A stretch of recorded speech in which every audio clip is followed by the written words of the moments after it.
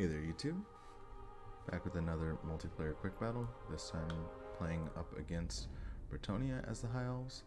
I brought a pretty much my standard build here with a variation for the Bretonnians.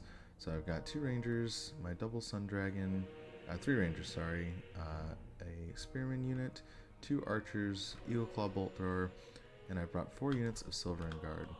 So the Silverin Guard are especially good into this matchup against the Bretonnians because they're packing a whopping 30% magic resistance, which is going to be really effective against countering the Fae's Mortis Engine effect. Additionally, they have charge defense against all, and of course they're anti-large because they're Spearman units. And last but not least, they have a nice silver shield with 75 armor, so they're a pretty solid unit. They're going to hold for a very long time. And the Rangers should be able to churn through any infantry that the Bretonnians should bring, and I've got Techless on a horse. My opponent has brought, of course, the Fae Double Paladin combo, very potent. Cheap chaff infantry here, we got men-at-arms in the front, a couple peasant mobs, and a huge contingent of cavalry, along with 2 field trebuchets. The only thing that I would say this build is probably missing is a couple archers. You definitely probably want to bring at least 1 Pox Arrow Archer. But seeing that my opponent has the range advantage, we do start scooting up here, trying to take as little damage as possible. I did put the cheaper Spearman unit in the very front so that they would take the first couple volleys until my opponent retargeted these units, and now, as you can see, they're targeting out my Rangers, which is pretty good. I don't know how effective they would be into the Silverin Guard. Sending in this unit of Rangers here, just charging them into these peasants. They should make very quick work of the peasants should they stick around. Here comes the charge. Pretty good stuff, and the peasants intelligently turn and flee. And ouch, that was a huge shot from that trebuchet. Absolutely massacring my archers there. Lost several models, and now the Fae is diving in. So we're going to be looking for opportunities here to try to pick her off ASAP. I'm going to bring a unit of Silverin Guard over to support as soon as possible.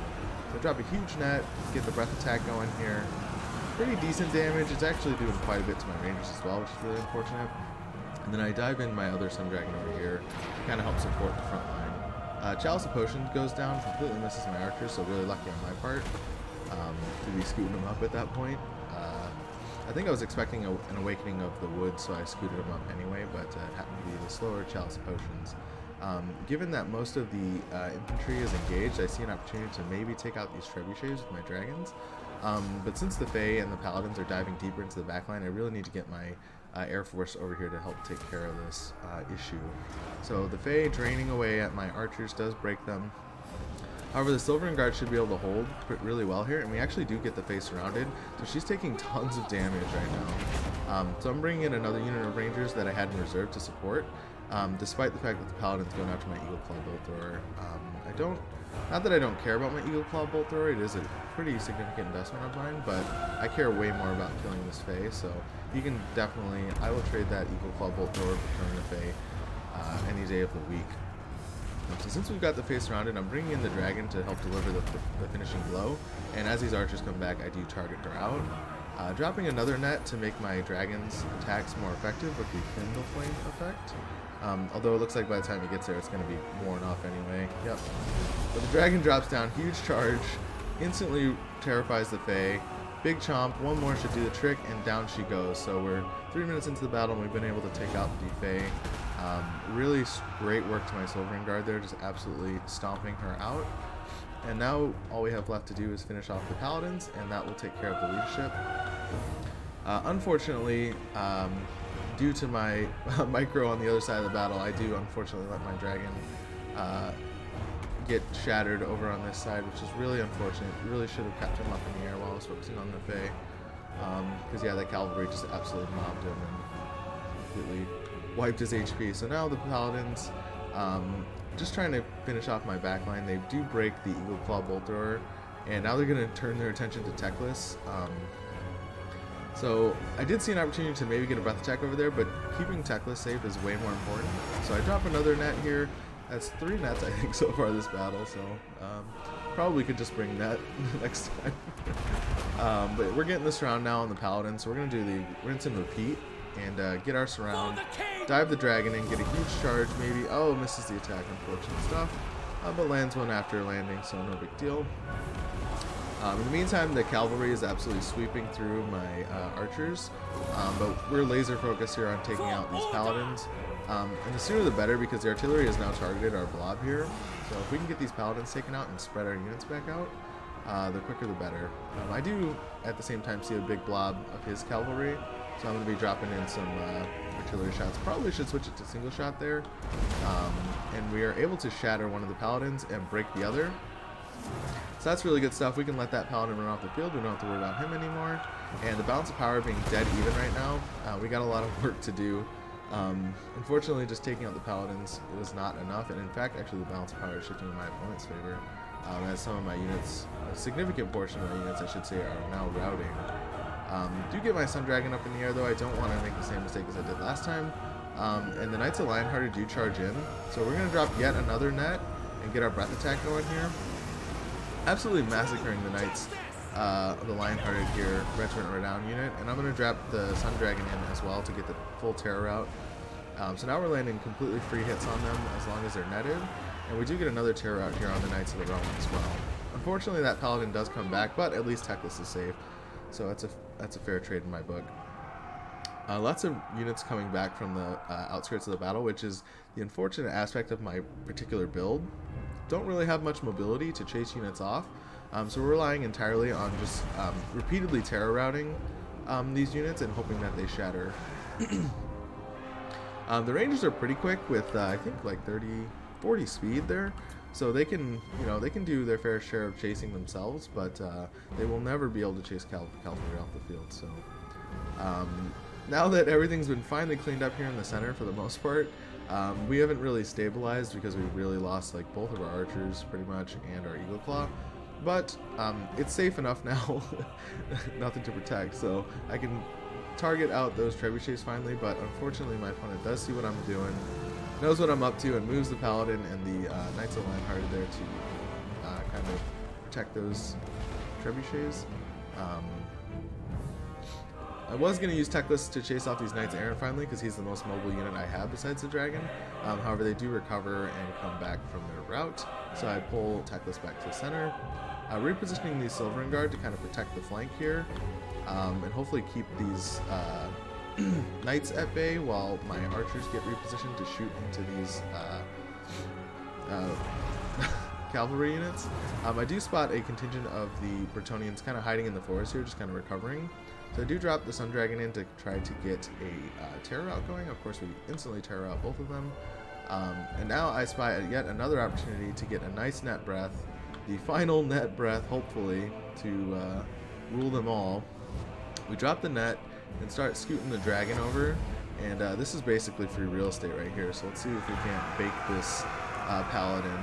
Nice in the back, breath attack. Absolutely brutal stuff. Drops him down to probably 100 HP, 350, and now we're going to go in for the killing blow with the dragon. Drops the people's elbow on him, and down he goes. So now the balance of power absolutely surging in my favor. Just trying to keep Teclis mobile here, because all these units are shattered. So all I have to do is keep him away from the Knights of the Realm here, bringing in some Silverin Guard to support that escape. But my opponent does see the writing on the wall and concedes.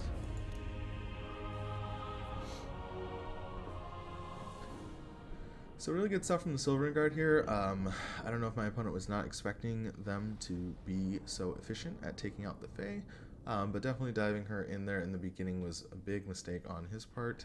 Not really much that he could do with that, with those units, so probably should have used the men-at-arms to lock the Silverin Guard in combat and then hammer and anvil them from the back. Because again, I didn't really have much mobility, so that was probably the best strategy my opponent could have used to break those, to break the Silverin Guard, and then obviously keeping the Fae safe. So, nevertheless, good game to my opponent. Checking in at the damage values here, we got not really much from the Rangers. I mean, they did work. 78 kills, 55 kills here, nothing to bat an eye at, but really they were just killing men-at-arms, so nothing too impressive there, and obviously peasants as well. Sun Dragons, of course, the stars of the show. 3,000 damage value accrued between the two of them. Of course, if I could do a better job of keeping my Sun Dragons safe, probably could get them to pay for themselves, but unfortunately, they're 3,400 together, so not quite paying for themselves, but close enough. And in the end, they killed the Fae, and both of the Paladins were shattered because of them, so definitely still well worth it. And of course, this dragon had plenty left in the tank with, more than 3/4 HP here, so Eagle Claw Bolt Thrower got shut down pretty good. We did not have an artillery advantage, so super unfortunate stuff there. However, my archers were able to pay for themselves, 550 on this one and 625. And then the real stars of the show here, the Silverin Guard, 1,100 on this one and this one here, to earning a chevron, both of them, so really good stuff there. 875 and 660 on this one. I think they're 850, if I remember correctly, so definitely absolutely paid for themselves. Really big good stuff here. So yeah, definitely if you're up against the Bretonnians, you cannot, it's never going to hurt you to bring the Silverin Guard because of that magic resist, but even if they don't end up bringing the Fae, that charge defense and the Silver Shield is going to pay dividends for sure. Checking in at my opponent's values, I mean, nothing really spectacular here. The Knights of the Realm did pretty well. Even the Trebuchets, which were online the entire battle, really probably could have done better. Maybe, I don't know, our lines were pretty thin though, so maybe this is the best you can expect. I don't remember exactly how much they cost, but 1,800 value is nothing, it's pretty good. That's really good stuff. I mean, obviously, I was not able to shut them down due to my lack of mobility, so my opponent definitely took full advantage of that. But yeah, let me know what you guys think of the build, and consider dropping a comment below. If you guys like the content, please consider liking the video as well. I'm shooting for 50 subs this month of May, so hopefully you guys can help me out with that as well and drop a sub. But otherwise, I will see you guys in the next one.